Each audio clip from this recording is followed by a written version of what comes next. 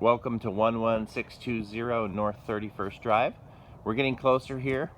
Some of you have already seen this house on a tour when it hadn't been worked on at all. Let's check out the new kitchen family room area. Made it huge.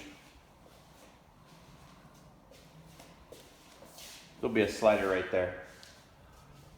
Here we go. Added this bedroom here. Actually didn't really add anything, just put a wall in where it was probably taken out before. Bedroom number 2. Bedroom number 3. Oops, let's see if we can get a shot of this. This looks a little better than it did a couple months ago.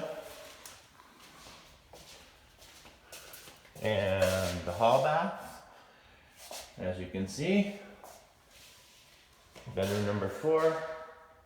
Boom. So we took it from a 3-2 to a 4-2. Gutted it, opened a wall here. Made the kitchen massive.